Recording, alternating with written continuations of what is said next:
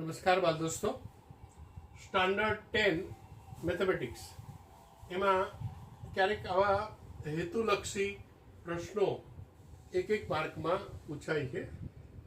sin 45 plus cos 45 is equal to ખાલી જગ્યા. હવે આપણને ખબર છે કે sin 45 1/√2 અને cos 45 also same value 1/√2. therefore 1/√2 થી ડિનોમિનેટરમાં આવી જાય તો અહીંયા આવશે 1 + 1 is equal to 2/√2 is equal to √2 into √2.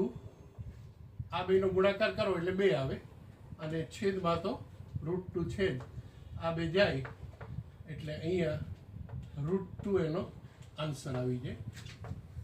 Number 1. બીજું, sin વર્ગ 45 પ્લસ cos વર્ગ 45 ઇઝ ઇક્વલ ટુ ખાલી જગ્યા. તો હવે આપણને ખબર છે કે અહીંયા 1/√2 નો સ્ક્વેર 1/√2 નો સ્ક્વેર, તો 1 નો વર્ગ 1 અને વર્ગમૂળમાં 2 નો વર્ગ એ આપણને ખબર છે કે 2 આવશે, વત્તા 1/2 એટલે 2 સેમ આવશે. 1 + 1 is equal to 2, 2/2 is equal to 1.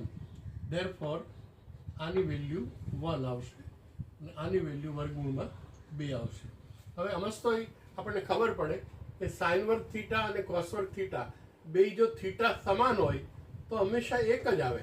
પછી અહીંયા 0 0 હોય, 30 30 હોય, 45 45 છે, 60 60 હોય, 90 90 હોય, એ કિંમત તો એક જ આવવાની છે. બાળ મિત્રો, જો સમજાણું હોય તો લાઈક કરવાનું ચૂકશો નહીં. Thank you.